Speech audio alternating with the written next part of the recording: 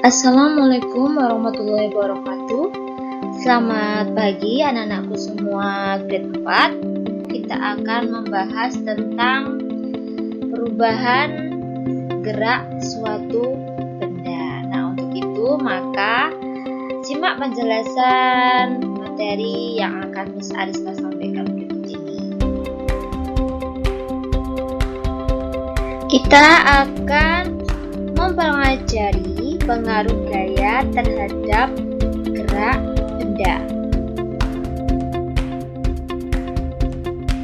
Terjadinya gerak dipengaruhi oleh dorongan dan tarikan.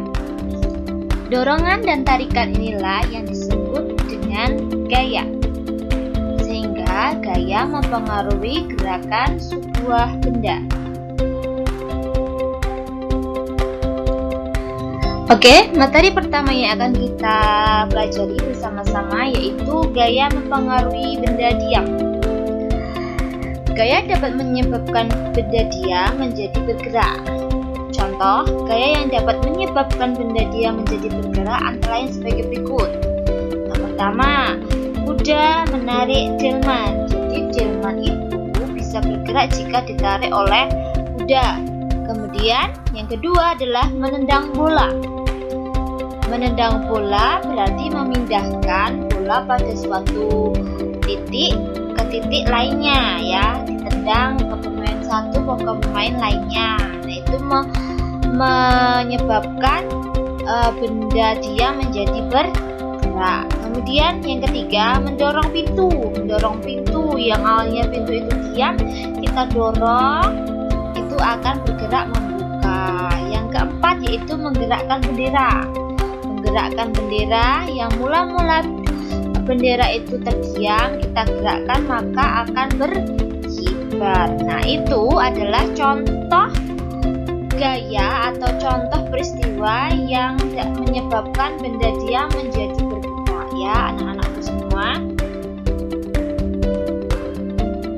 Yang kedua, gaya mempengaruhi benda bergerak. Kalau tadi gaya mempengaruhi benda yang diam, sekarang yang kedua adalah gaya mempengaruhi benda bergerak.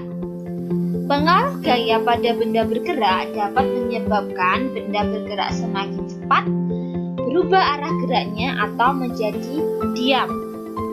Faktor-faktor yang mempengaruhi gerak benda antara lain adanya dorongan atau tarikan dan adanya gravitasi bumi. Selanjutnya, gaya dapat menyebabkan benda bergerak semakin cepat. Contohnya, ayunan dapat bergerak cepat apabila didorong dengan sangat kuat. Ya, jadi ayunan itu bisa bergerak cepat apabila kita dorong dengan kuat. Berikutnya, gaya dapat mengubah arah gerak benda. Contohnya, seorang petenis akan mendorong bola dengan raketnya. Bola tenis yang bergerak ke atas akan berubah searah dengan gaya dorong raket. Jadi kita atau petenis yang mendorong atau memukul raketnya, memukul bola dengan raketnya itu menyebabkan bolanya bergerak ke atas akan berubah searah dengan gaya dorong raketnya. Jika didorong dengan kuat ke arah lawannya, maka bola tenis itu juga akan searah menuju lawannya. Selanjutnya, gaya juga dapat membuat benda bergerak menjadi diam. Contohnya, bola yang dilempar bergerak, setelah ditangkap akan berhenti bergerak. Nah, ini contohnya jika anak-anakku semua misalnya bermain dengan kakak atau adik bermain lempar-lempar bola. Ketika bola dilempar ke arah lawan kita, itu kan awalnya mula-mula bergerak.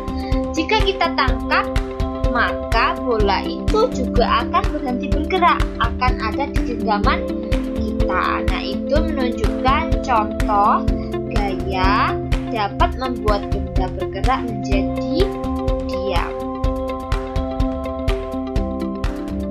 Nah, anak-anakku, setelah kalian mendengarkan contoh gaya-gaya yang mempengaruhi gerak benda tadi yang sudah disampaikan tadi, kesimpulannya adalah gaya dapat mempengaruhi gerakan benda. Nah, di sini Miss akan sampaikan atau Miss akan jelaskan macam-macam pengaruh gaya terhadap gerakan benda, yaitu yang pertama, gaya dapat mempengaruhi benda diam menjadi bergerak. Yang kedua, gaya dapat mempengaruhi benda bergerak menjadi diam. Dan yang ketiga, gaya dapat mempengaruhi benda bergerak lebih cepat atau lebih lambat.